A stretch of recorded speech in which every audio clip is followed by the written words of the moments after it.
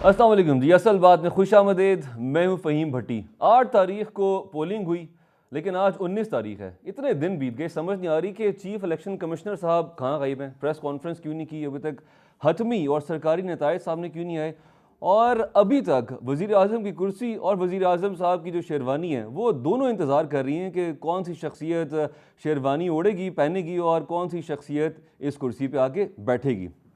इस हफ्ते को एक प्रेस कॉन्फ्रेंस भी हुई, कमिश्नर रावलपिंडी ने प्रेस कॉन्फ्रेंस की, और बज़ाहिर ऐसे दिखाई दे रहा था कि अब सिस्टम, पूरा निज़ाम हिल के रह जाएगा। उसके बाद चीफ जस्टिस ऑफ पाकिस्तान ने भी मुकालमा किया कुछ सहाफ़ियों से। अब ये कहा जा रहा है कि इंक्वायरी होगी, इन्वेस्टिगेशन होगी।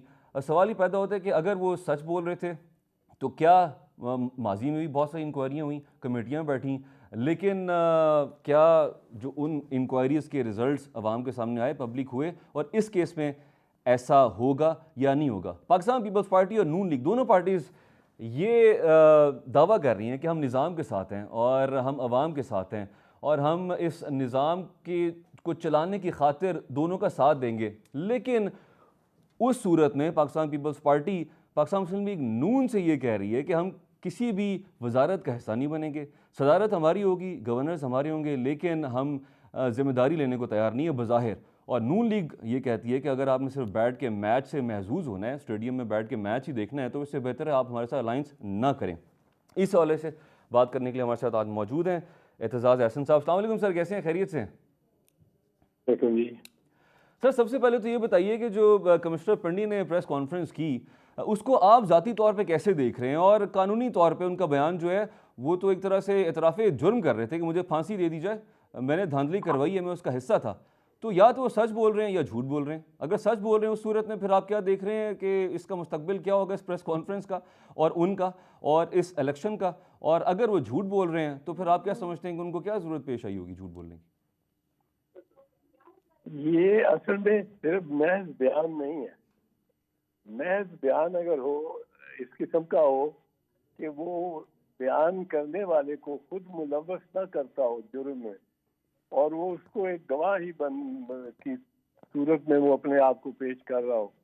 मिसाल के तौर पे अगर कमिश्नर साहब ने ये कहा होता कि मैं खिड़की के बाहर से देखता रहा हूँ, अंदर जो काउंटिंग होती रही है उसमें फलां फलां फलां अफराद बस छप्पे लगा रहे थे और ये वो, तो फिर तो इसकी कोई मानी खास ना होते, फिर तो ये सबूत भी ना होता किसी किस्म का। अब सूरत ये है कि चीफ जस्टिस साहब भी जानते हैं कि जो एक तो बयान होता है, जो ऐसे मैंने अर्ज किया कि फलां फलां फलां ने ये किया, एक होता है कन्फेशन या इकबाली बयान, इतराफ। वो सिर्फ महज बयान नहीं है, वो ऐसा बयान है जो कि खुद एक सबूत है, क्योंकि कोई शख्स अपने खिलाफ क्यों अपनी जान को डालेगा इतने मुश्किल में, उसको सजाए बड़ी संगीन तरीन सजा भी हो सके। और अच्छा, वो यही मैं आपसे जानना चाहूँगा एतजाज़ साहब कि अगर वो इस जुर्म में मुलविस पाए जाते हैं तो हमारे मुल्क का कानून क्या कहता है, क्या सज़ा है? अगर तो मुलव्वस पाए जाते हैं और उसके साथ वो जो जिन मुल्ज़मान के वो नाम ले रहे होते हैं उनमें से दो चार भी या जो भी वो इसमें साथ उनके मुजरिम पाए जाते हैं, और एक मैंडेट चुराने का पूरा की पूरी वारदात साबित आ जाती है कि वोट किसी को लोगों ने दिए और डिक्लेयर कोई और हो गया, जिसमें नवाज शरीफ साहब के केस में भी है, दीगर इनके पार्टी के प्रोमिनेंट तरीन लोगों की भी है, तो वो फिर तो आर्टिकल 6 भी लग सकता है। अच्छा। क्योंकि आर्टिकल 6 कब लगता है? आर्टिकल 6 लगता है जब कोई लेजिटिमेट यानी कानून के जरिए बनी हुई हुकूमत को नरम बरम करना चाहे, या वो गैर आईनी तौर पे, गैर कानूनी तौर पे हुकूमत खुद ले या किसी के हवाले करता हो, तो वो आर्टिकल 6 है, और उसकी तो इंतहाई सजा है। इंतहाई सजा जो कानून के तहत हो सकती है वो भी है उसके लिए। और ठीक यही है। तो चीज है कि अगर कमिश्नर आखिरकार कोई अनपढ़ आदमी तो नहीं है, पढ़ा लिखा है और इसकी काफ़ी अच्छी रेपुटेशन सुनी हुई है। ये जो लियाकत कमिश्नर जी जो जी। थे, इसकी जहाँ तक मैंने तो सुना हुआ है अच्छा तो ये ये बताइए अच्छी कि जब तक उनके खिलाफ कोई दरखास्त नहीं होती और उस दरखास्त की बेस पे एफआईआर नहीं काटी जाती, दर्ज होती, तो तब तक उनको गिरफ्तार नहीं किया जा सकता फॉर्मली?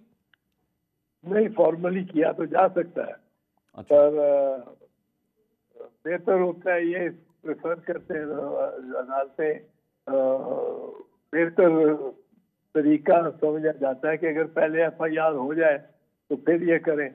अब एफआईआर ये फेडरल गवर्नमेंट की मंजूरी के बगैर नहीं हो सकता। ठीक फेडरल है। गवर्नमेंट का या प्राइम मिनिस्टर और फिर मिनिस्टर और काबीना बैठ के उस एफआईआर की मंजूरी ना दे। ठीक है, आगे चलते हैं। ज़ाती तौर पे आप क्या समझते हैं, इन इलेक्शन से आप मुतमईन हैं?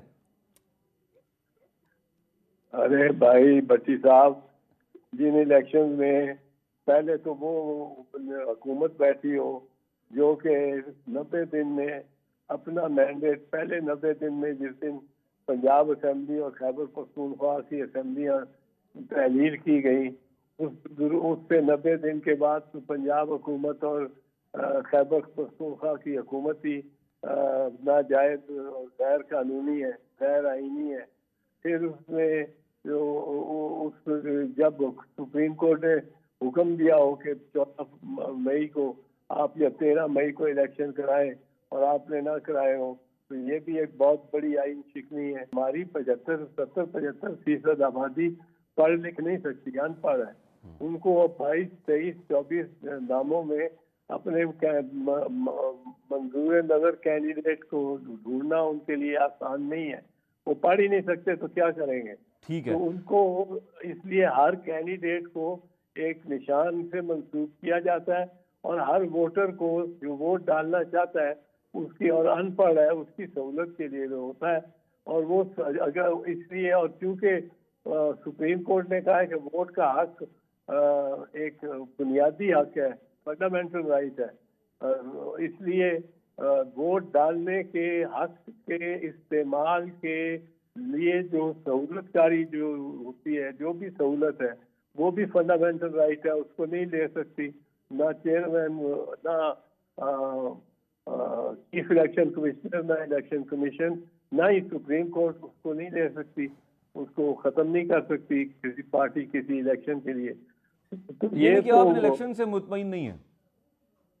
नहीं, इलेक्शन ठीक से है। जितना मुतमिन होना चाहिए, कोई भी मुतमिन नहीं है, ठीक है। कोई और भी। अच्छा मेरा अच्छा जोही साहब, ये बात शरीफ के और शरीफ खानदान के, वो उनके अपने मेंबर भी कह रहे हैं कि हमें गलत जिताया गया है और ये वो।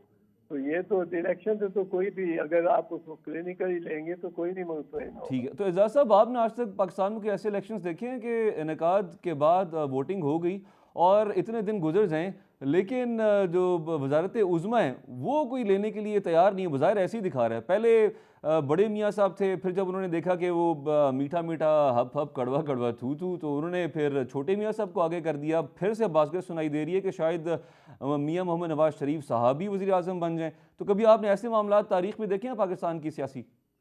पाकिस्तान की तारीख में तो कोई नहीं देखा। और मियाँ साहब भी, बड़े मियाँ साहब भी बड़े नाज नखरे के साथ, बड़े एहतमाम के साथ लंदन से वापस आए थे, बड़ी धूम धड़के के साथ। और जिस तरह आईजी ने, डीआईजी ने उनको आते ही सलूट किया, जिस तरह हाई कमिश्नर ने उनको वहाँ से रुखसत किया, बायोमेट्रिक एयरपोर्ट पे हुई। बायोमेट्रिक एयरपोर्ट हो गए, वो तो वजीर आजम बन चुके तो थे। आप समझते हैं उनके साथ मुझे धोखा हुआ है मियाँ साहब के साथ? जी, मैं कहता हूँ वो लतीफ़ खोसा दरअसल दुरुस्त कह रहा है कि मियाँ साहब ने अब आवाज़ लगानी है कि मुझे क्यों बुलाया, मुझे क्यों बुलाया। ठीक है। अच्छा, पीपल्स पार्टी पे आ जाते हैं। ये बताइए कि जब पाकिस्तान पीपल्स पार्टी ये दावा करती है कि हम जमहूरियत और निज़ाम के साथ हैं, हम वज़ीर आज़म को वोट देंगे, लेकिन कोई वजारत नहीं लेंगे, तो बज़ाहिर तो ऐसे दिखाई देता है ना कि पीपल्स पार्टी कोई जिम्मेदारी नहीं लेना चाह रही।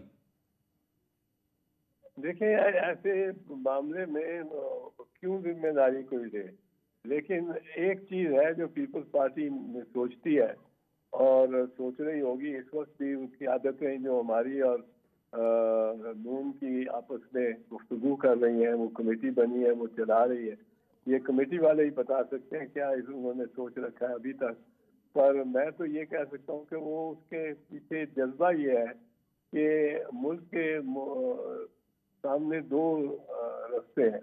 एक के पीपल्स पार्टी हुकूमत में चली जाए, एक के पीपल्स पार्टी ना जाए।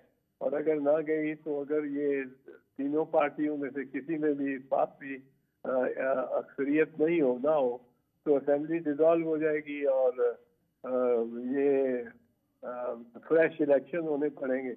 तो वो सोचते हैं, पीपल्स पार्टी सोचती है कि फ्रेश इलेक्शन से बेहतर है अगर हम करवा घूंट समझ के पी लें इसको और फ्रेश इलेक्शन से बचा लें, क्योंकि वो एक फिर पूरी अनसर्टेनिटी और फिर 90 दिन के लिए पूरा वो चलता है एक साइकिल नया। तो उसको बचाने के लिए ये पीपल्स पार्टी ये कह रही है कि हम गवर्नमेंट में आ जाते हैं ताकि उनके आपके नंबर पूरे हो जाए, लेकिन आप फिर चलाएंगे आप ही गवर्नमेंट इस सूरत हाल में। अच्छा, तो ये ठीक है। अच्छा, अभी का जो सियासी मंजरनामा है, बिलावल साहब ने कहा कि वफाक और जमहूरियत को ख़तरा हुआ तो कारकुनों को निकलने की कॉल दूंगा। धांधली की शिकायत हमें भी है। पाकिस्तान तहरीक इंसाफ पहले से वो खामोश प्रोटेस्ट कर रही है। फजलुर रहमान साहब ने भी कह दिया है कि वह फैसला पार्लियामान में नहीं होगा, बाहर होगा। तो आपको क्या दिखाई दे रहा है कि अपेरेंटली क्या कोई दो बड़ी पार्टीज मिल, आज तो खैर दोबारा से मीटिंग हो रही है, आपकी मुलाकातें हो रही हैं नून की और पीपल्स पार्टी की आला क़यादत की, तो हो सकता है कोई नतीजा को निकल आए पॉजिटिव, लेकिन अपेरेंटली आप क्या समझते हैं कि ऐसा हो पाएगा? बड़ा मुश्किल है जी, मुश्किल है वैसे, पर हो सकता है, क्योंकि बीच में जहाँ आसिफ जरदारी और मियां नवाज शरीफ और शहबाज शरीफ बैठे हों वहाँ वो कोई ना कोई रास्ता निकाल ही लेते हैं। लेकिन मैं समझता हूँ कि कोई अच्छा नहीं होगा मेरी राय में पीपल्स पार्टी का नून के साथ जाने का। और नून को तो अभी अभी अभी हम आजमा के बैठे हैं, आजमूदा को क्या आजमाना और कितनी मरतबा आजमाना। 3 दफा वो वजीर आजम रह चुके हैं, मुल्क का क्या भला हुआ है? कोई बेरोजगारी कम हुई है, कोई तालीम का खानदगी का दर्जा बढ़ गया है, कोई महंगाई कम हुई है, कोई और ये तो मुसलसल 1981 से ये खानदान शरीफ खानदान इक़्तिदार में है। 1981 में यानी मार्शल लॉ के ज़माने में, जब मार्शल लॉ की ताकतें भी थी गवर्नमेंट में, उस वक्त से ये तसलसल से ये पावर में आ रहा है। और 4 मरतबा के 5 मरतबा तो ये पंजाब जो कि 62% है पाकिस्तान का, उसमें आ चुका है। अब 81 से लेके 50 साल अगर ये या 40 साल अगर ये हुकूमत में रहे हैं तो इन्होंने क्या दिखाया? एक मोटरवे बना दिया, एक ऑरेंज ट्रेन बना दी है। ऑरेंज ट्रेन जो मैक्सिमम 1.5 लाख बंदे को सर्व करती है। 1.5 लाख बंदे ने उस पे पॉइंट ए से पॉइंट बी तक जाना होता है। मुझे तो उसकी जरूरत ही नहीं पड़ती, क्योंकि मैं घर की रेंज से बहुत बाहर है, दोनों तरफ। तो एतजाज साहब, आप जो आज पाकिस्तान जहाँ पे खड़ा है और अवाम को डिलीवर नहीं कर पाई हुकूमत माजी में, आप समझते हैं कि जो मेजर पार्टीज़ हैं उसमें one of the main reasons जो है वो मौरूसियत है, नेपोटिज्म है? विद इन पार्टीज जमहूरियत दिखाई नहीं देती। नहीं, विद इन पार्टीज तो जरूरी बहुत जगह नहीं होती जमहूरियत। बांग्लादेश में नहीं है होती, हमें से बेहतर चल रही है। गांधी फैमिली ने 6 पुश्तों से वो चली आ रही है पार्टी पे को लीड करती हुई। मोतीलाल गांधी, नेहरू, जवाहरलाल नेहरू, फिर मोतीलाल नेहरू था, फिर जवाहरलाल नेहरू, फिर इंदिरा नेहरू गांधी, फिर राजीव गांधी, फिर 5 तो ये हो गए। छठा सोनिया गांधी इफेक्टिवली वजीर आजम थी जब मनमोहन साहब थे, क्योंकि वो उसके ताबे थे। और फिर अब राहुल गांधी। तो ये तो ठीक है, पॉइंट टेकन। अच्छा, आज डॉक्टर तारिक फजल चौधरी साहब की भी जो कामयाबी का नोटिफिकेशन है, इस्लामाबाद हाई कोर्ट ने उसको मुअत्तल कर दिया। अगर हमारे सियासतदान अब कोर्ट्स का रुख करना शुरू हो जाएंगे तो अपेरेंटली तो फिर हमारे कोर्ट्स में, आपको पता है कि आपसे बेहतर कौन जानता है कि कितने अरसे बाद फैसले आते हैं, तो फिर ये निज़ाम किस तरफ जाएगा? और दूसरा सवाल इसी के साथ मैं फॉलोअप सवाल भी ऐड कर दूँ, अगर for instance Pakistan Peoples Party और नून लीग का अलायंस हो जाता है, हुकूमत बना लेते हैं, जो तादाद इंडिपेंडेंट कैंडिडेट्स की है जिनको सपोर्ट है पाकिस्तान तहरीक इंसाफ की, क्या वो कोई भी आइन या कोई भी तरमीम करनी होगी पार्लियामेंट में, तो वो जो हुकूमत है पीपल्स पार्टी नून लीग मिलके वो क्या कर पाएंगे? वो जो स्टेटिस्टिक और फिगर्स है जो वो आए हैं, जो कि जिनको गैर सरकारी गैर हतमी। बिल्कुल दोस्त, ये सही कहा, गैर सरकारी गैर हतमी, लेकिन जिनको नून भी तस्लीम करती है कि वो कहती है कि जी आप इसकी पीटीआई की मेजॉरिटी नहीं आई, इनके तो 93 बंदे आए, 93 मेजॉरिटी नहीं बनती जाहिर, पर वो ऐसे फिगर्स है कि उसमें अगर ये फॉर्म 45 वाले जो और फॉर्म 47 के सिर्फ मुताले से, सिर्फ महज मुतालिया से और उसमें वो जमा करने के मुख्तलिफ पोलिंग स्टेशन के वोट काउंट जो सेक्शन फॉर्म 45 में हुआ है, हर पोलिंग स्टेशन का जो काउंट है वो काउंट करके, ठीक है, और वो उससे फॉर्म 43 बनती है जिसमें वो फहरिस्त दे के और पूरे वोट जो के पड़े हैं मंसूब किए जा सकते हैं किसी उम्मीदवार को फॉर्म 45 से डिराइव करके, वहां से माखूज करके, तो वो दोनों बराबर होने चाहिए। अगर बराबर है तो वो कैंडिडेट जीत गया।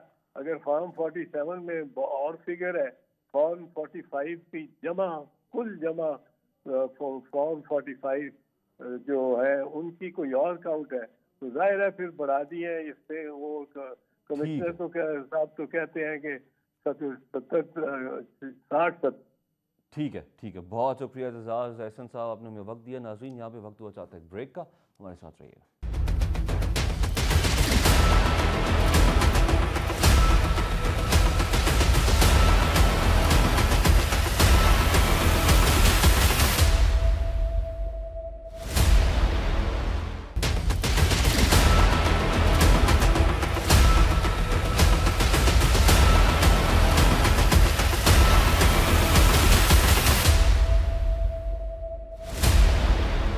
वेलकम बैक जी। प्रोग्राम के फर्स्ट हाफ में एतजाज़ एहसन साहब के साथ डायरेक्टली या इनडायरेक्टली पाकिस्तान तहरीक इंसाफ का भी जिक्र हुआ, डिस्कशन हुई, नून लीग का भी तस्करा हुआ और पीपल्स पार्टी का जवाब उन्होंने डायरेक्टली दे दिया। तो अब नून लीग को रिप्रेजेंट कर रहे हैं सिद्दीकुल फारूक साहब, हमारे साथ मौजूद हैं। इसके अलावा हुमायूं मोहम्मद साहब हैं, रहनुमा पाकिस्तान तहरीक इंसाफ, और मुबशर बुखारी साहब, सीनियर तजियाकार। वेलकम जी तमाम मेहमानों को। सिद्दीकुल फारूक साहब, कैसे हैं आप? खैरियत से? बिस्मिल्लाह जी, बस अल्लाह ताला अपना फजल करम फरमाए। अच्छा सर, ये बताएं कि बड़े मियाँ साहब अचानक से क्या नाराज़ हो गए, चैलेंज एक्सेप्ट करने से घबरा गए, स्टेप बैक क्यों कर लिया और छोटे मियाँ साहब को आगे क्यों कर दिया? क्योंकि इलेक्शन डे तक पाकिस्तान को नवाज़ दो था, तो पाकिस्तान को नवाज़ दो से पाकिस्तान को शहबाज दो तक का सफ़र कैसा और क्यों? मैं ये समझता हूँ कि मियाँ साहब की ये जो सोच थी और जिस तरीके से हालात जलसों में अवाम की पार्टिसिपेशन सब सामने नज़र आ रही थी, वो हमें सादा अक्सरियत मिलती नज़र आती थी। अच्छा, नवाज शरीफ साहब ज़रा बड़े काम पूरे मैंडेट के साथ करना चाहते हैं और उन्होंने किए भी हैं, बहुत बड़े बड़े प्रोग्राम। और जब मैंडेट जो है वो सादा अक्सरियत का या दो तिहाई अक्सरियत का ना हो और मखलूत हुकूमत हो, तो फिर आप उतना खुल के नहीं चल सकते। तो फिर सवाल तो ये पैदा होता है ना कि अगर बड़े मियाँ साहब चैलेंज एक्सेप्ट नहीं करना चाह रहे, तो फिर आप पीपल्स पार्टी से एक्सपेक्ट कैसे कर रहे हैं कि पीपल्स पार्टी जो है वो वजारतें ले, जिम्मेदारी आपके साथ बांटे? बात ये चैलेंज की नहीं है जी, या बात एक्सेप्ट करने की नहीं है। अच्छा, उसके मुकाबले में शहबाज शरीफ साहब की वो और इस हुकूमत की एक निगरानी और सरपरस्त के तौर पर वो उन्हें गाइड करेंगे। अपना अपना मिजाज होता है काम करने का, तो इसके मुकाबले में शहबाज शरीफ साहब का मिजाज है कि वो काम कर सकते हैं उन्होंने काम करके दिखाया भी, जब उन्होंने पाकिस्तान को डिफॉल्ट से बचाया। तो आप अगर बुरा तो ना ये बनाए एक तो मैं बड़ा, एक सवाल करूं। जी जी, क्या मुल्क के लिए जो फैसले लिए जाते हैं वो ज़ाती या पर्सनालिटी का जो मिजाज होता है वो देख के लिए जाते हैं, या फिर मुल्क सबसे पहले होता है, जमहूरियत पहले होती है और उसका मुस्तकबिल पहले होता है? ये मुल्क ही सबसे पहले है, जिसके लिए उन्होंने ये समझा है कि इस माहौल में शहबाज शरीफ साहब उनसे बेहतर परफॉर्म कर सकेंगे, इसीलिए उन्होंने शहबाज साहब को आगे किया है। ठीक है। हमायूं साहब, पाकिस्तान तहरीक इंसाफ के जो सपोर्टेड कैंडिडेट्स हैं, आज़ाद उम्मीदवार हैं, वो आप समझ रहे हैं कि आपका फिर से दावा है कि हम वफाक में और केपी में हुकूमत बनाने जा रहे हैं? किस तरह से बनाएंगे? क्या पोजीशन है आपकी इस वक्त? बिस्मिल्लाहिर्रहमानिर्रहीम। देखिए, इस तरह है, पाकिस्तान तहरीक इंसाफ का ये ख्याल है कि जो इस दफा के इलेक्शन में जो वोट डले थे, उन वोटों को जब गिना गया था तो उसमें फॉर्म 45 के तहत तकरीबन 170-75 के करीब जो ऐसे हलके हैं, उनके ऊपर पाकिस्तान तहरीक इंसाफ फेडरल में, और तकरीबन इसी तरह 200 के करीब जो है पंजाब में, और 90 के करीब जो है वो 90-100 के करीब जो है वो केपी में, और इसी तरीके सिंध और बलूचिस्तान में उन्होंने कई कई नशिस्तें ली हैं। खासतौर पर कराची में उन्होंने अगेन किया है। उस बेसिस पे हम कम से कम 3 जगहों पे बड़े आराम से वो बना सकते हैं। लेकिन हमारा मैंडेट यहाँ पे, हमारा मैंडेट नहीं, अवाम का मैंडेट यहाँ पे चुराया गया, वन वे और अनदर वे। अच्छा, उसके बारे में अगर हमें वो मैंडेट मिल जाता है तो हम बासानी कर जाते हैं। अब यहाँ पे ये याद रखें, यहाँ पे आज बिलावल भुट्टो साहब ने भी एक तकरीर की है या उसने मीडिया टॉक की है, जिसमें उन्होंने कहा है कि मुझसे चूंकि पाकिस्तान तहरीक इंसाफ ने बात नहीं की और पाकिस्तान मुस्लिम लीग नून ने आके बात की है तो मैं उनको सपोर्ट करूं। देखिए, उनको सोचना चाहिए कि वो एक पॉलिटिकल लीडर हैं। क्या वो जो उनसे बात करेगा, और चाहे वो गलत चीज पे भी मांग रहा है, जस्ट बिकॉज कि वो चला गया और उनसे बात करेगा तो वो उनको सपोर्ट करेंगे? या जिन लोगों का हक था, अगर उन्होंने बात नहीं की तो क्या आप उनके हक के लिए सपोर्ट नहीं कर सकते हो? आप खुद कहते हो कि सबसे ज्यादा मैंडेट पाकिस्तान तहरीक इंसाफ के कैंडिडेट्स का है, तो आप फिर आपको चाहिए बगैर लेन देन के, बगैर बार्गेनिंग के आप आए, पाकिस्तान तहरीक इंसाफ को सपोर्ट करें। और हाँ, I totally agree with him कि इशू बाय इशू, जिस इशू में पाकिस्तान तहरीक इंसाफ कोई ऐसा इशू उठा रही है जो मुल्क के हक में ना हो तो आप जरूर उसकी मुखालफत करें, लेकिन अगर वो मुल्क के हक में हो तो आप उसको सपोर्ट करें। ये आप एक यंग पॉलिटिशियन है, आपने कहा है कि आप अपने वालिद साहब की पॉलिटिक्स को फॉलो नहीं करना चाहते, आप नहीं करना चाहते, तो आइए एक नया काम करें। मैं आपको श्योरिटी देता हूं, जब आप ये एक नई सियासत करेंगे जो कि बेस्ड ऑन प्रिंसिपल्स होगी, रादर बेस्ड ऑन लेन देन होगी, आपका कद बढ़ेगा, आपका बहुत बड़ा फ्यूचर है, काफी लंबा आपने करना है। आप एक ऐसी फैमिली से हैं जिनके साथ डेमोक्रेसी की लोग बड़ी बातें करते हैं, उसमें मेरे चंद रिजर्वेशंस होंगी कि जिस तरीके से जब आए थे भुट्टो साहब तो 160 के बजाय 80 वाले आ गए थे, लेकिन हैविंग सेड दैट तक वो चला गया है, पास हो गया है।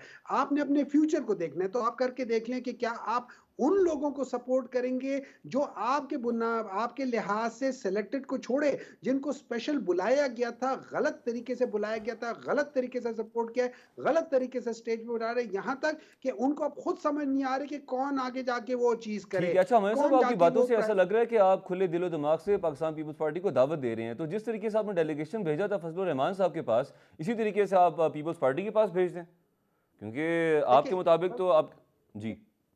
अच्छा, फजलुर रहमान साहब के पास जो हमने डेलीगेशन भेजा था, वो इशू ये है कि यहाँ पे हम लोग समझते हैं कि देखिए, एक टाइम आ जाता है कि वहां पे आपने आके वाटरशेड लाइन हो जाती है, ठीक है, उससे आगे ज्यादा उस चीज पे नहीं होना चाहिए। और ये टाइम आ गया कि पाकिस्तान में जो इलेक्शन मैन्यूवर होता है और जो पॉलिटिकल मैरिट होता है, उसको जो जिस तरीके से हटाया जाता है, और चाहे वो पास में जो मर्जी भी हो, हम हो कोई और हो, मैं आज के फ्यूचर की बात कर रहा हूं। हम समझते हैं कि ये टाइम आ गया कि जिसमें सारे लोग उस इलेक्टोरल प्रोसेस के शफाफियत की तरफ बात करें, उस सिस्टम को ठीक करने की कोशिश करें। अब वहां पे 3 पॉलिटिकल पार्टीज ऐसी हैं जो समझती हैं कि धांधली हुई है, but they are okay with the dhandhli and they want to move on. वो चाहते हैं कि हम चलो आगे चलें। दूसरी अच्छा, तरफ जो वो आपकी सारी मुखालिफ पॉलिटिकल, कता कलामी के लिए माजरत, जो आपकी मुखालिफ पार्टीज है ना, वो ये कहती हैं कि जहाँ भी पाकिस्तान तहरीक इंसाफ ने सीट्स ज़्यादा निकाली हैं, खासतौर पे केपी, तो वहाँ वो नहीं कहते धांधली हुई है।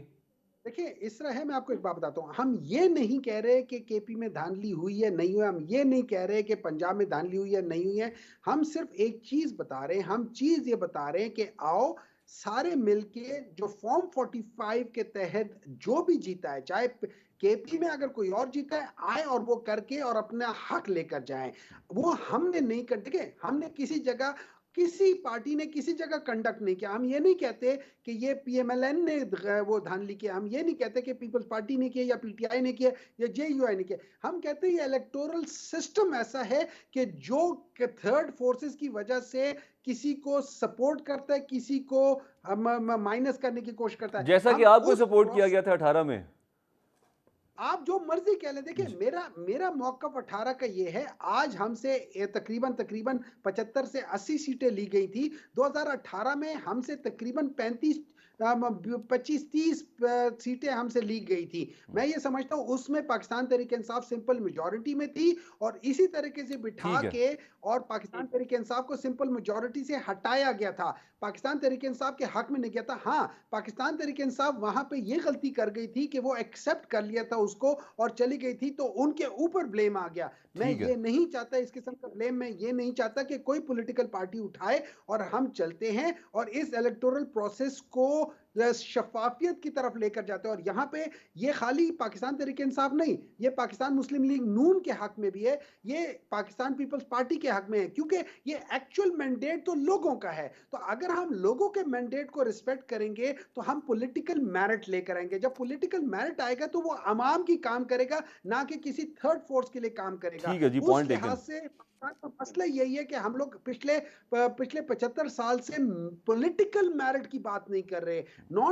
जो पॉलिटिकल मेरिट नहीं आता, तो जो मुख्तलिफ जगहों पे भर्तियां होती हैं वो भी नॉन मेरिट पे होती हैं। उस वजह से पूरा सिस्टम जो है एक विशेष साइकिल में जा रहा है। ठीक है जी, पॉइंट टेकन। मुबशिर साहब, आप समझते हैं इस वक्त जो भी सियासी बहरान दिखाई दे रहा है, सिर्फ एक ऐसा इदारा है जो कि इलेक्शन कमीशन ऑफ पाकिस्तान है, वो अगर सरकारी और हतमी नताइज फ़ौरन से सामने ले आए, कॉन्ट्रडिक्शन भी ख़त्म कर दे, फॉर्म 45 को टैली कर ले 47 के साथ, तो मसला हल हो जाए और उसके बाद फिर नेक्स्ट स्टेप फॉरवर्ड चलें पार्टीज? जी बिल्कुल,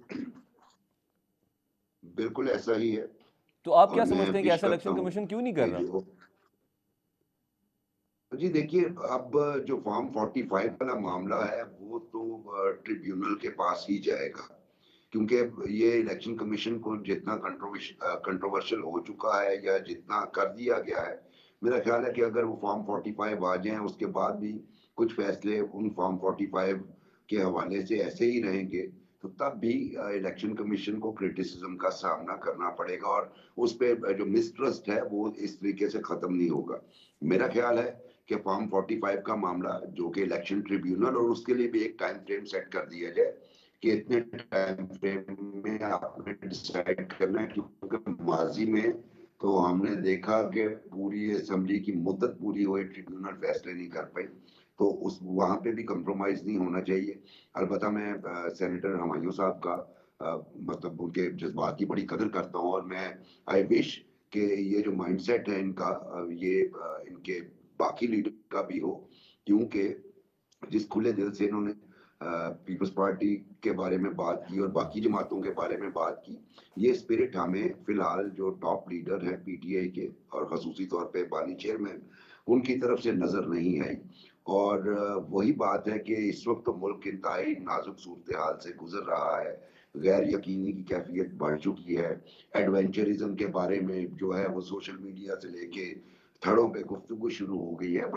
बड़ा ही हमारा क्रूशल जिसे कहते हैं टाइम गुजर रहा है। इस पे जो भी फैसला ने और अदालतों ने वो जल्दी करना चाहिए, और हुकूमत साजी की तरफ वो पीटीआई बनाए या जो भी अपनी स्ट्रेंथ शो करे। हक तो बहरहाल मेजॉरिटी पार्टी का बनता है, लेकिन ऑफ कोर्स अभी तक के रिजल्ट्स के मुताबिक देखिए जो 170 180 की बात है वो चांस है, वो हाइपोथेसिस है, उसको अभी स्टैब्लिश होना बाकी है।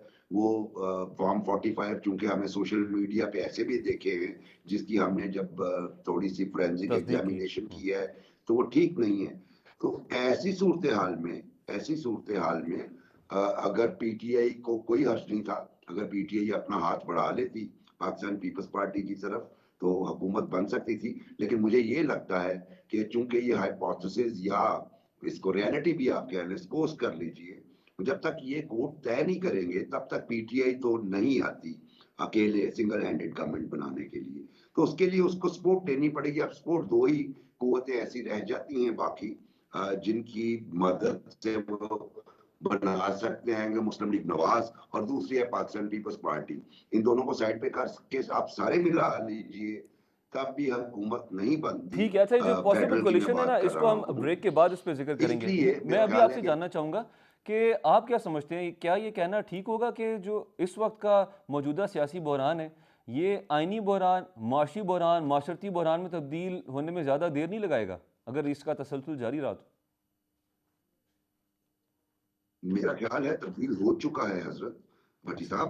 हम एक पॉलिटिकल ट्रैप में मुआशी बहरान अपनी जगह पे है। जिस तरीके से हमारा इन्फ्लेशन ऊपर जा रहा है और आवाम के लिए जिंदगी जिस तरीके से तंग हो चुकी है, वो अपनी जगह पे। और सोशल बहरान आपके सामने है।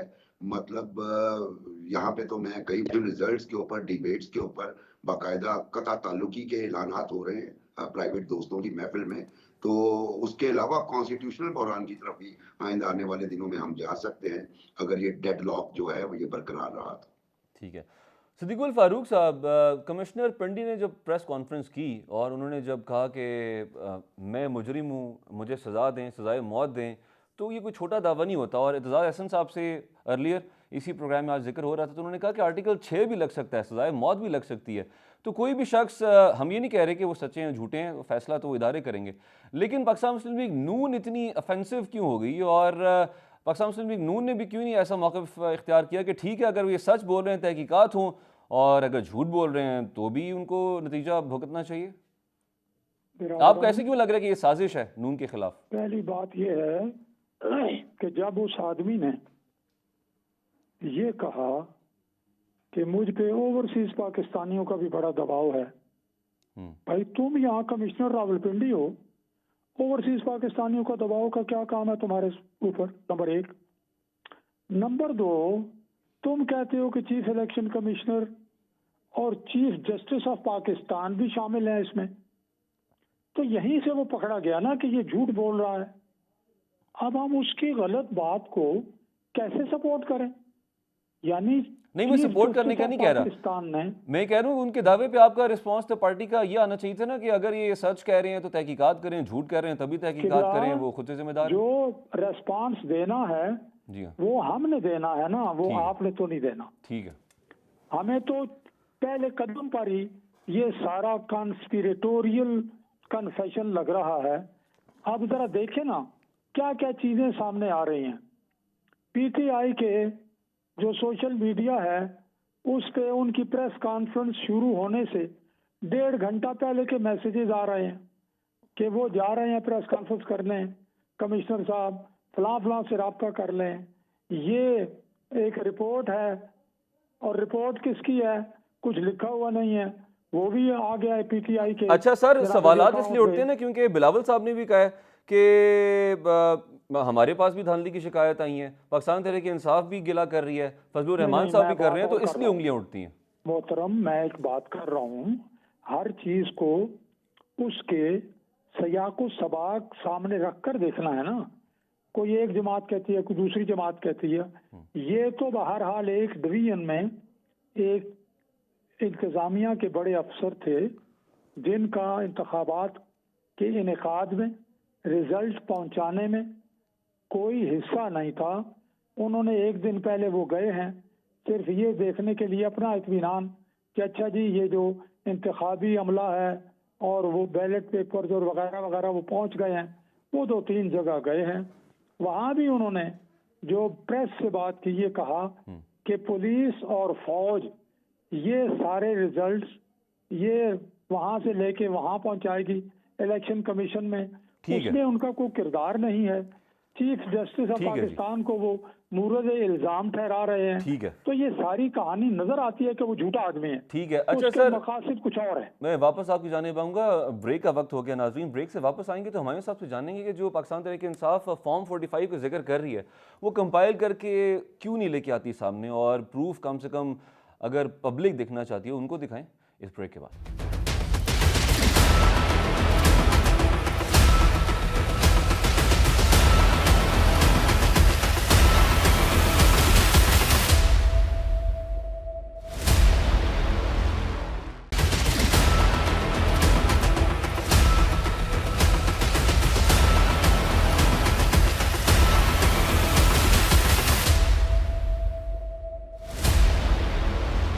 वेलकम बैक जी। हुमायूं साहब, पाकिस्तान तहरीक इंसाफ फॉर्म 45 का इतना जिक्र कर रही है कि अब तो वो बच्चों को भी पता चल गया जो कि अंडर 18 है कि फॉर्म 45 क्या चीज़ होती है। तो फॉर्म 45 जो आपने रखे हुए हैं, अगर इलेक्शन कमीशन आपसे नहीं मांग रहा, कोई अदालत खुद से नहीं मांग रही, जो आप एक्सपेक्ट कर रहे हैं, बयानात भी ऐसे हैं, तो आप लोग अवाम के सामने रख दें, प्रेस कॉन्फ्रेंसेज जो की हैं उसमें सामने लाते दिखाते। इससे इससे बढ़कर और क्या हो सकता है कि आपने पूरी कौम को शऊर दे दिया है। वो कौम जिसको कभी पता ही नहीं था कि फॉर्म 45 क्या है, वो कौम जिसको कभी पता ही नहीं था कि अगर हमने इलेक्टोरल प्रोसेस में जाना है तो हमने वोट देने से पहले देखना है कि कैंडिडेट कौन है। वो सिंपल देखते थे कि बल्ला कहाँ है, शेर कहाँ है, तीर कहाँ है, और जाके अंधाधुंध दे देते। इस दफा उन लोगों ने, जिसको हम कहते हैं कि उन लोगों ने एक सोच समझ के ढूंढ ढांड के लोगों को निकाल निकाल के जगह से वो पहले खुद बाहर निकले, बगैर किसी बिरयानी के, बगैर किसी वो क्या कहते हैं कीमे वाले नान के, वो बाहर आए हैं, अपने ट्रांसपोर्ट पर आए, लोगों को मोहर लगाकर चले गए। उसमें भी ऐसे लोग हैं जो खासतौर पे पाकिस्तान मुस्लिम लीग नून के हैं कि जिन्होंने लाहौर डिवीजन में 14 नेशनल असेंबली सीटों में 1,55,000 ऐसे लोग हैं जो खाली नेशनल असेंबली की सीटों पे मोहर लगा गए, लेकिन प्रोविंशियल असेंबलीज में कोई मोहर नहीं लगाया। वो तो उन्होंने ठीक है, छोड़ दिया, उन्होंने लेकिन मेरा वोट नहीं मेरा देते। सवाल ये कि जैसे बानी पाकिस्तान तहरीक इंसाफ ने जलसे में लहराया था साइफर, तो उस तरह से आप लोग वो क्यों नहीं लहरा लहरा के दिखा रहे कि ये हमारे पास तमाम फॉर्म 45 हैं, इसकी कैलकुलेशन के मुताबिक हमारे पास सीट्स इतनी हैं, हमारा मैंडेट चोरी किया गया। सर अगर आप मुझे 2 मिनट दे जी देते सर। तो मैं इस पे आ जी। जाता है ना। उसमें यह है कि देखिए पाकिस्तान तहरीक इंसाफ ने 3 चीजें मतलब 2 चीजें साइमल्टेनियसली की हैं। एक जो लीगल एस्पेक्ट है वो उन्होंने चैलेंज कर दिया इलेक्शन कमीशन में। हमें पता है कि इलेक्शन कमीशन बायस्ड है, ये जाएगा ट्रिब्यूनल में। जैसे अभी आपके वो जो जो साथी उन्होंने भी कहा है कि ये सारी चीजें इलेक्शन कमीशन में जाएंगी, ठीक है। हाँ जी। अब इलेक्शन ट्रिब्यूनल में जाएंगी, जी जी। उसके बाद हमें पता है ये सुप्रीम कोर्ट भी जाएगी। एट द सेम टाइम हम लोगों ने जो फ्राइडे को हुआ था, हम लोगों ने अवाम को लाके हमने फॉर्म 45 बता दिए किसमें। अच्छा एक और बात है, हमने खाली ये नहीं बताया कि ये पाकिस्तान तहरीक इंसाफ के फॉर्म 45 है, हमने उसमें बाकी पॉलिटिकल पार्टीज लेट्स से जैसे NA 47 48 में वहां पे मुर्तजा नवाज खोकर साहब के जो फॉर्म 45 थे उस किस्म के, या किसी जगह पे जमात इस्लामी के, या किसी जगह पे तहरीक लब्बैक के, जिन के जहां जहां जिन लोगों ने हमें फॉर्म 45 अपने दिए, हमने दिखा दिया कि यार ये फॉर्म 45 और हमारे फॉर्म 45 एक जैसे हैं। तो अगर हम दोनों के एक जैसे, ये कैसे हो सकता है कि वो भी उसी तरीके से गलत काम कर रहे हो, हम भी उसी तरीके से गलत काम कर रहे हो, और पाकिस्तान मुस्लिम लीग नून किसी और तरीके से उनके पास आ रहे हैं। तो ये सब सारी चीजें। अच्छा इसमें बड़े मजे की बात यह है कि मलिक हमीद अकबर साहब जो कि अटक से हैं, उन्होंने भी कंसीड कर दिया कि मैं अपने जो जो जो उन्होंने वो किया हुआ था, रिक्वेस्ट डाली हुई थी, उन्होंने कहा मैं अपनी एप्लीकेशन को विड्रॉ कर रहा हूं। एक इस लिहाज से कि एजाज बुखारी साहब उनकी नजर में वो कहते हैं कि अवाम ने मैंडेट उनको दिया है, तो मैं उनको एक्सेप्ट करता हूं, जैसे जमात इस्लामी ने किया है। देखिए इस वक्त प्रॉब्लम ये है कि जब हम ये बातें कर रहे हैं कि भाई कौन क्या है, जब हम कमिश्नर की बात करते हैं, कमिश्नर के अपने इंटरव्यू को छोड़ दें, कमिश्नर ने इंटरव्यू उस दौरान में दिया है जब वो पोजीशन पे हैं, और उन्होंने खुद आगे बढ़ के कहा है कि मैं इसको एक्सेप्ट करता हूं। अच्छा उससे ये आज के वो है, ठीक है ना, कल परसों की बात है, हम 7 को देते हैं, 7 को वो बाकायदा बता रहे ये हमने किया है, ये मैंने ये देखा है, ये मैंने किया है। सो इसका मतलब है वो हर जगह पे टोटली इन्वॉल्व थे एडमिनिस्ट्रेशन। तीसरी बात, मैं आपको मिसाल देता हूं, जब जब NA 47 NA 48 देखें, यहाँ का आपका जो जो आरओ था वो कौन था, वो डिप्टी कमिश्नर था। डिप्टी कमिश्नर किसके अंडर आता है, उसकी ACR कौन लिखता है, उसको कौन सारी चीजें करता है, कमिश्नर होता है। How can he avoid commissioners order, या कमिश्नर उसको जो भी कहेगा, अब क्या कमिश्नर या कमिश्नर को जो भी बता रहा होगा वो इन राइटिंग भेजेगा कि यार ठप्पे लगाओ, किसी लेकिन का वो दिमाग ब्यूरोक्रेट्स ने खराब है। आके कॉन्फ्रेंस भी कर दी, प्रेस कॉन्फ्रेंस, उन्होंने कहा कि हमें कोई दबाव नहीं था, हमें कोई ऐसा ऑर्डर नहीं दिया गया। अच्छा मैं आपकी जानिब वापस आऊंगा, मोशर बुखारी साहब। आपने आपने आपने कमिश्नर साहब के वो PA को देखे, उसके साथ क्या हुआ, उसकी फैमिली के साथ क्या हुआ है, आपने बाकी चीजें देखी है कि क्या है। आपने वो एक और वो पंजाब में एक और जगह वहां पे भी इंसान, वो एक कोई शख्स है वो भी सामने आया, उन्होंने कहा जिस तरीके से उनके ऊपर फोर्स आया, उन्होंने वो कहते हैं कि कमिश्नर साहब के एक आइंदा रिश्तेदार हैं वो भी गिरफ्तार हो चुके हैं गालिबन। जी जी, मैं आई विल गेट बैक जी। अच्छा मोशर बुखारी साहब, क्या ये अवाम के साथ मजाक नहीं है? और जो वो उस दिन निकले बड़े जोशो खरोश के साथ और अपना हक़ रायदही इस्तेमाल किया, वोट कास्ट किया, आज वो तमाशा देख रहे हैं, और बल्कि अवाम का तमाशा बना हुआ है कि ये पॉलिटिकल पार्टीज कर रही क्या हैं। ये एक एजेंडे पे बैठ के मुल्क की खातिर बज़ाहिर कहते तो हैं, बयानात बहुत बड़े बड़े आते हैं, हम जमहूरियत की खातिर, हम मुल्क की खातिर, हम असम्बली की खातिर, हम पार्लिमान की खातिर, लेकिन एक पार्टी कहती है वजारत नहीं लेनी, जिम्मेदारी नहीं लेनी हमने, और अगर लेनी है तो गवर्नरशिप लेनी है, सदारत लेनी है। दूसरी पार्टी कहती है कि जी हमारे जो मियाँ साहब हैं, बड़े मियाँ साहब, वो तो उनका मिजाज के मुताबिक नहीं है, छोटे मियाँ साहब आएंगे। तो क्यों मजाक हो रहा है अवाम के साथ? अवाम का क्या कसूर है, आप क्या समझते हैं?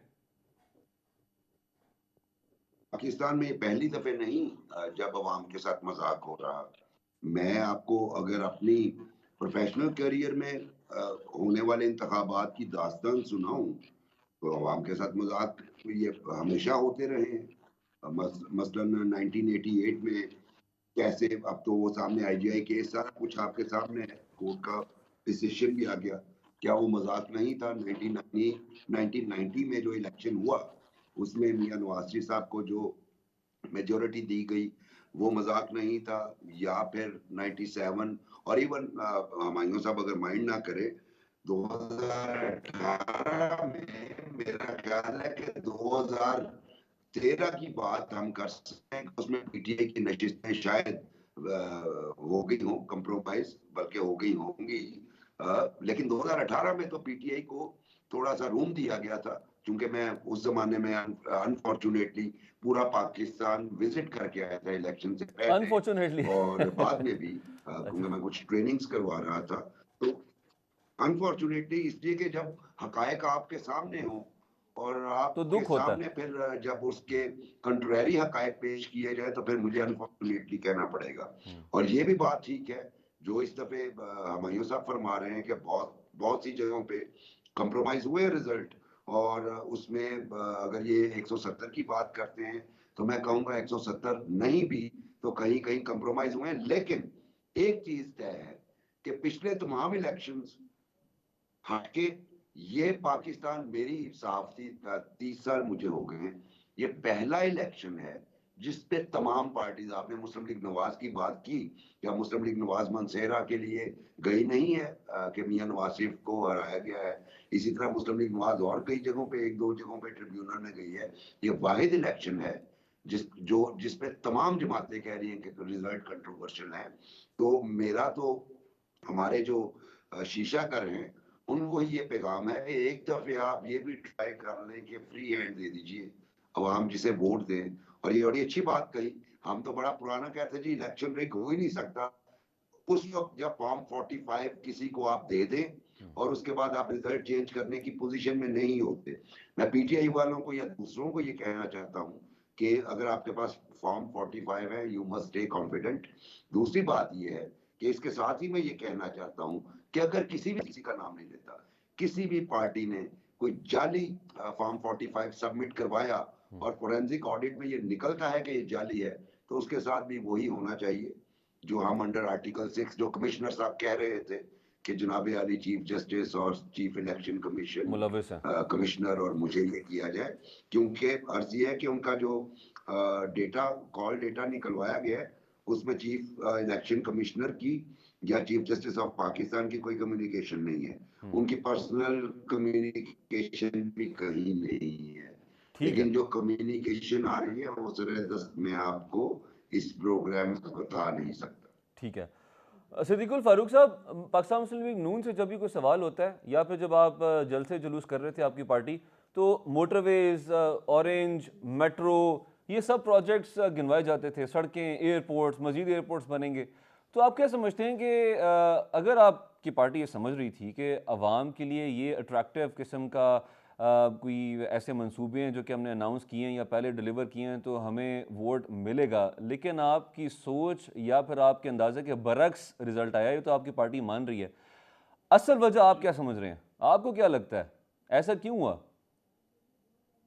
100 से ज़्यादा सीटें क्यों नहीं निकाली मुस्लिम लीग नून ने? देखें, जो बातें सामने आ चुकी हैं जी, उस पे एनालिसिस अब होना है, और हमारी पार्टी भी इस हवाले से कमेटी बनाने वाली है ताकि वो ज़रा देखे कि वोटर्स के सामने, उनकी नज़रों के सामने मुस्लिम लीग नून के बड़े बड़े काम पड़े हुए हैं, वो एतराफ़ भी करते हैं, और नवाज शरीफ साहब की माशी मैनेजमेंट और उसमें कामयाबियाँ, गवर्नेंस की कामयाबी, अवामी मसाइल हल करने में कामयाबियाँ, जितने मैनिफेस्टो 70 से लेके 70 का मैनिफेस्टो 90 का मैनिफेस्टो, 97 का मैनिफेस्टो, फिर 2013 का जो मैनिफेस्टो है, सब पर अमल दरामद हमने किया। उसके बावजूद ये क्या हुआ, धांधली हुई है, क्या हुआ है। आपके ये बड़े कर बड़े लेंगे बुर्ज हम। भी उल्टे हैं इस दफा। ये ठीक है, मैं अब कुछ और भी कहना चाहता हूँ। जी मैं ये कहना चाहता हूँ कि हुमायूं मेमन साहब बहुत खूबसूरत बातें करते हैं, बड़ा अच्छा लेक्चर देते हैं, बड़ा अच्छा वाज करते हैं, लेकिन अपनी पार्टी से हट के मौक़िफ़ देते हैं। इन्होंने पीपल्स पार्टी को, सुने ना, जी जी इन्होंने पीपल्स पार्टी को एक लंबा लेक्चर दिया, ठीक है। लेकिन ये नहीं देखा, ये उन्हें याद नहीं रहा कि उनके लीडर ने तो जेल से ये कह दिया था कि पीपल्स पार्टी और मुस्लिम लीग नून के साथ हम कभी भी नहीं बैठेंगे। ये तो उन्होंने या उनका लीडर जो है वो पॉलिसी बनाता है, या हुमायूं मेमन साहब पॉलिसी बनाते हैं। वो तो खैर बिलावल साहब ने भी कहा था कि हम नहीं बैठेंगे। नून की भी तकारीर आप उठा के देख लें, लेकिन ज्यों इलेक्शन का रिजल्ट सामने आए तो फिर फौरन से मुलाकातें हुई, वो अलग, वो लेन देन की बातें हो रही हैं। देखें बिलावल साहब कहते हैं कि 2 साल के लिए वजीर आजम ना वजारतें, यानी कि 2 साल के लिए नून लीग ने तो ऑफर किए ना उनको वजारत उज़्मा की सीट। उन्होंने कहा कि मैं जब अवाम मुझे खुद से मैंडेट देगी मैं तब बनूंगा। तो आप लोगों ने कहा कि 2-3 साल हम बन जाते हैं, 1 साल आप बन जाए। मोहतरम फहीम साहब जी ये जब कमेटियां बैठ के बातें करती हैं उनमें मुख्तलिफ तजावीज़ सामने आती हैं। ये ऑफर थी या नहीं थी अलग बात है, इस तरह कर लेते हैं, इस तरह कर लेते हैं, इस तरह कर लेते हैं, उसमें चीज वो होती है जो फाइनल होती है। ठीक है। तो ऐसी कोई बात नहीं है। अभी अल्लाह खुश रखे उन्हें, बिलावल साहब को, वो बहुत सी बातें जो हैं वो उनके वालिद साहब के बकौल अभी सीख रहे हैं, वो इस तरह की करते हैं, लेकिन मामलात तो उनके वालिद साहब के हाथ में हैं थे और वही कर रहे हैं। मैं एक बात और अर्ज लेकिन करूं, आपको बताऊं सीईसी की जो पीपल्स पार्टी की मीटिंग हुई थी ना, उसमें बिलावल साहब का जो मौक़िफ़ था उसके साथ ज़्यादा हिमायती थे, जो कि कह रहे थे कि हमने नून के साथ वजारत कोई नहीं लेनी।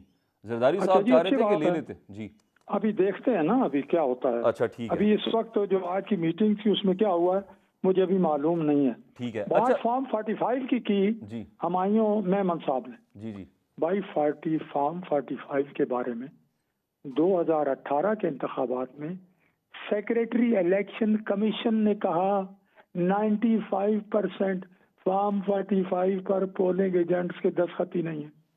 वो फॉर्म 45 उस वक्त नहीं था, ये आज का फॉर्म 45 है, ठीक है। वो फॉर्म 45 नहीं था।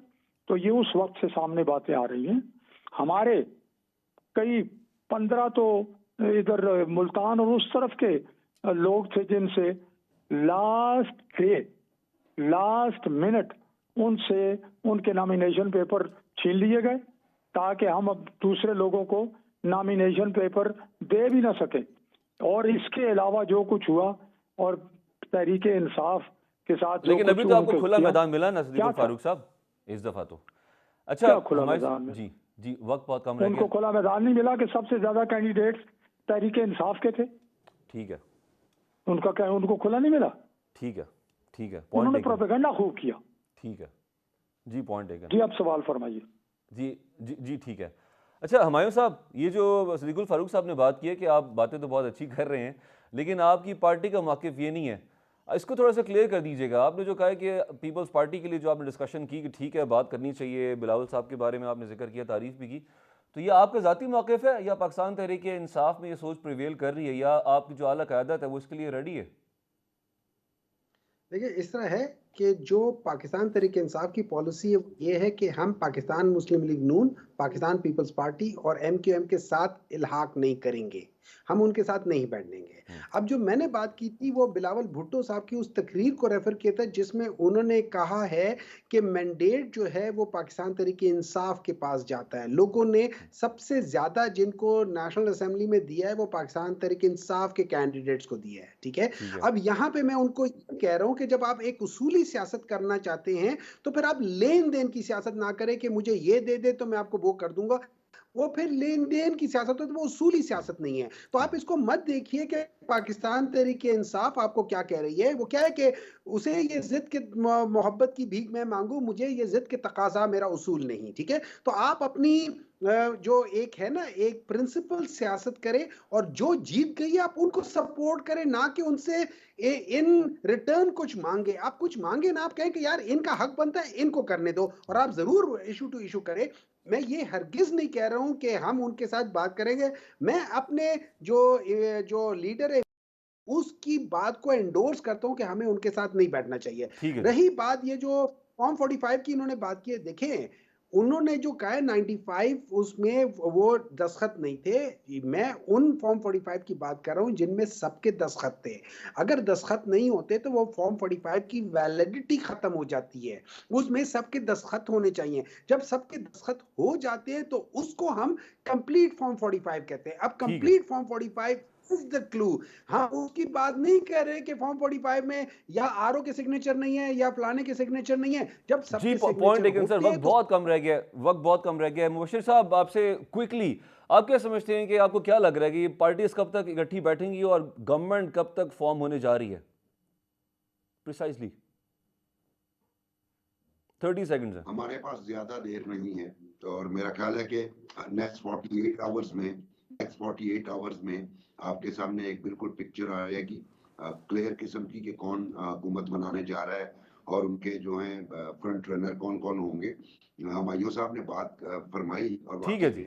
में मैं ये चाहता हूं कि हमायूं साहब जो हैं वो बानी चेयरमैन पीटीआई के करीब हो, क्योंकि क्योंकि वो जिनसे बात नहीं करना चाह रहे, माजी में मुस्लिम लीग नवाज और पीपल्स पार्टी को निकाल के अगर देखा जाए तो सारे उनकी 2018 वाली गवर्नमेंट में ठीक है जी, कैबिनेट में पॉइंट बैठे टेकन। हुए अगले थे। 48 घंटे में रिजल्ट सामने आ जाएगा, कौन सी पार्टी किसके साथ मिलकर बैठ के हुकूमत बना रही है। नाज़रीन, ये था हमारा आज का प्रोग्राम। अपना ख्याल रखिएगा, कल मुलाकात होगी।